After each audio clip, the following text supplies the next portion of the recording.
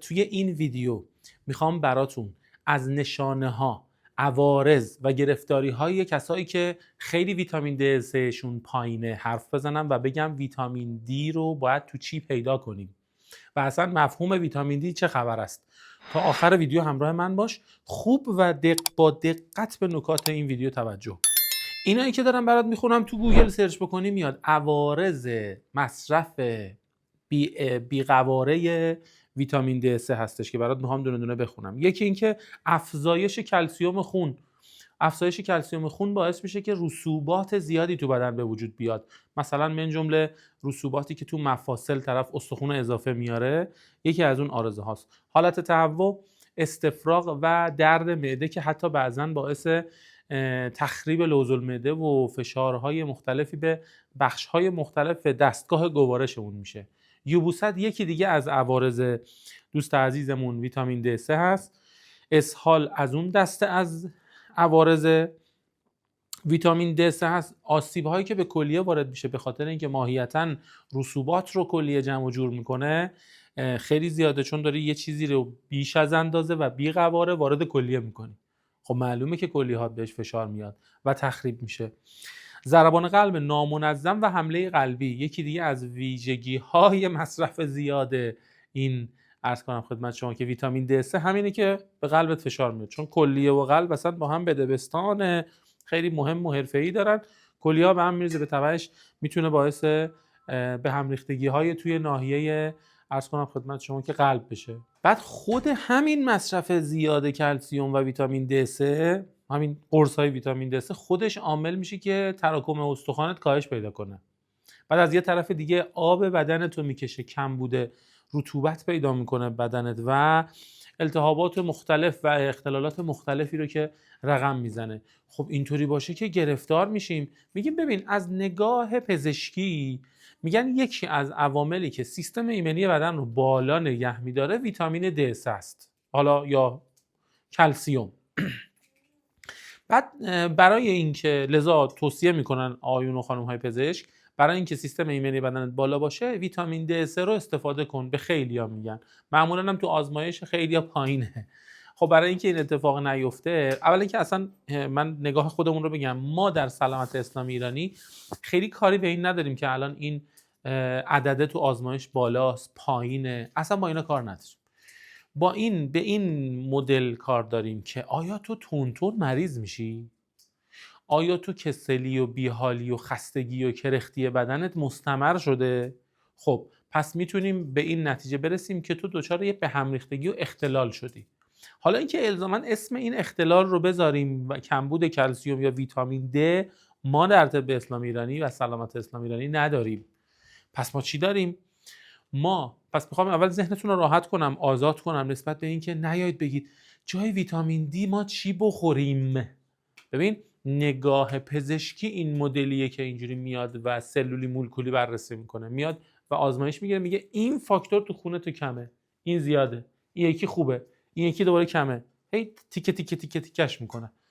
اما ما کل این رو یک پارچه در نظر میگیریم و مثلا میگیم توی خون تو و تو کل بدن تو مثلا رطوبت افزایش پیدا کرده، خشکی افزایش پیدا کرده، حرارت یا برودت افزایش پیدا کرده، یا حتی باد زیاد یا کم شده، ریح، یا خیلی فاکتورها و موارد دیگه. پس خیلی ذهنتون رو و دغدغتون رو به این سمت نبرید که وای ما الان چیکار کنیم، الان ویتامین د مون کمه، چی جایگزین سنتی دارید بهمون بدید. اینو کامل بذارید کنار. اما ما در سلامت اسلامی ایرانی یه مفهومی داریم به نام استخوان‌سازی. استخوان‌سازی یعنی چی؟ ما میگیم ببین بافت استخوانی بدن ما صرفاً این نیست که با کلسیم پر بشه، صرفاً این نیست که یه چیزی که کلسیم داره رو بخوریم و استخوان‌سازی برامون بکنه، نه. یا مثلا ویتامین د استفاده بکنیم که استخونمون تقویت بشه، نه. اصلا اینجوری نیست. بافت استخوان ما که فقط کلسیم نداره، که یک جمعی از مواد مؤثره هست که بافت استخوان ما رو میسازه و ما باید بریم تو فضای تغذیه، تو فضای مصرف مواد غذایی بگردیم ببینیم چه چیزهایی، چه مواد غذایی، چه خوراکی هایی هست موافق بافت استخونیمونه، اونا رو وارد بدن کنیم که اونا تأمین کننده بافت استخونی بدنمون باشن. الان میخوام یه چند تا از اینا رو براتون مثال بزنم. یکی از اون خوراکی های معروف که بافت استخوانی ساز است هسته سنجده که بهترین اتفاق و بهترین مدل استفاده کردنش اینطوریه که شما بیایید کل سنجد رو، هسته و گوشت و پوستش رو کلش رو پودر کنید. سنجد بخرید، بدید پودرش بکنن، بعد یه تفتم بهش بدید. این میشه سویق سنجد که دیگه یبوسنزان نیست، دیگه آرزه های متفاوتی رو به دنبال نداره، تازه یکی از کارهایی که میکنه بافت استخوانی بدن شما رو تأمین میکنه. چی از این بهتر؟ یعنی نه تنها، حالا با اصطلاح امروزی، نه تنها کلسیوم رو افزایش میده، نه تنها حاوی ویتامین د هست، بافت استخوانی سازه. حالا دیگه بماند از اینکه عضله ساز بسیار حرفه‌ایه، تقویت کننده و رویش دهنده پوست، اصلاح کننده پوست درجه یکیه و ازش باید استفاده بکنیم. دیگه چه چیزی؟ پس یادتون باشه اینو یه فلش بک بزنم، حتما سویق سنجد توی سبد غذایی کسایی که میخوان جذب مواد استخوان ساز، جذب مواد عضله ساز، جذب مواد پوست ساز داشته باشن یا حالا کلاژن ساز داشته باشن، ازشون غفلت نکنن. تو غذاشون، سوپشون، آششون روزانه، حتی الان به صورت حبه در آوردن که خیلی راحت به اندازه حبه قنده یه دونه مثلا در روز میتونه استفاده کنه، فوق العاده است و اثرگذاری عالی داره. پس اینا بیا تو سبد غذایی، مخصوصا بچه‌ها، پیرمرد، پیرزنا، مادر بزرگ، پدر بزرگایی که تو خونه دارید، اونا خیلی کمکشون میکنه و خیلی بار رو دوششون برمی‌داره. به جای این هضم از عوارضی که براتون اول ویدیو خوندم، حتما مهم است که این جایگزینی شکل بگیره. دومیش چیه؟ دومیش یه گیاه معروفه، منتها نمیدونم با چه ترفند و حیله‌ای این گیاه شد فوش شد دشنام. چی؟ برگ چغندر. الان بخوام به یکی فوش بدم میگن عین برگ چغندر میمونه، مثلا هیچ خاصیتی نداره. مثلا میگه مگه ما اینجا برگ چغندریم؟ یعنی مثلا ما هیچ کاره ایم، هیچ خاصیتی نداریم. این یعنی چی؟ یعنی اتفاقا دشمنی کردن با یه گیاهی که، این جملات و عبارات، دشمنی کردن با یه گیاهی که اتفاقا دقیقاً یه خلأ بزرگی رو از رو دوش ملت برمی‌داره، ولی خب ویتامین برگ چغندر از اون گرفتن، جاش اسفناج دادن، پر کردن الان از خونه ها و توی سبزی فروشی ها رو از اسفناج. برگ چغندر کجاست؟ آقا برگ چغندر که فوشه، ببر بیرون.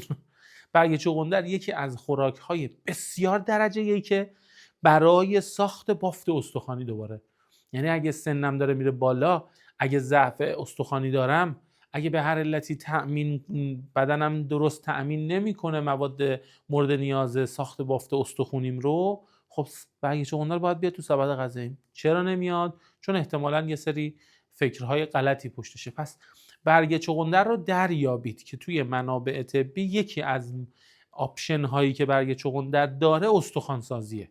یه خاصیت دیگه هم داره جالب، توأمان با هم معرکه قوقا میکنه.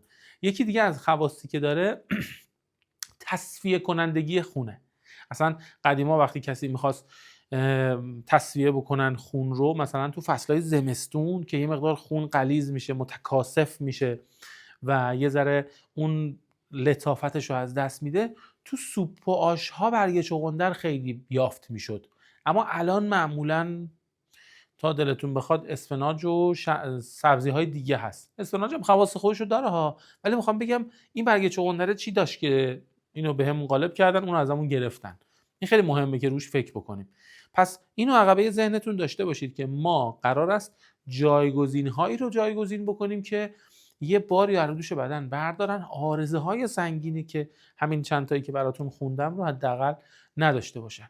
یه خوراکی دیگه هم که خب بافت استخوانی تأمین میکنه و تقویت کننده است ولی به قیافش نمیخوره، شیر طبیعی گاو، شیر طبیعی گاو. تا جایی که میتونید از اینا که شیر سالم، ارگانیک، درست حسابی تهیه میکنن، از اونها تهیه بکنید. شیر سالم گاو با یه کمی عسل. حالا فکر کن اون سویق سنجده رو بریزی تو این، چه معرکه‌ای میشود. ماهیت شیر یکی از آپشن هایی که داره تقویت کنندگی، عرض کنم خدمت شما که بافت استخونیه، که حالا یه ویدیو مفصلی هم در مورد خواص شیر و چه شیری خوبه و چه جوری استفاده بکنیم، چه آپشن هایی رو به بدن اضافه بکنه براتون ضبط کردم که پیشنهاد میکنم حتما ببینید. متشکرم. اگر از این ویدیو لذت بردید حتما هم نظراتتون رو بگین، هم برای هر کسی که دم دستتونه بفرستید. ارادتمندم. دعا بفرمایید. یا علی مدد.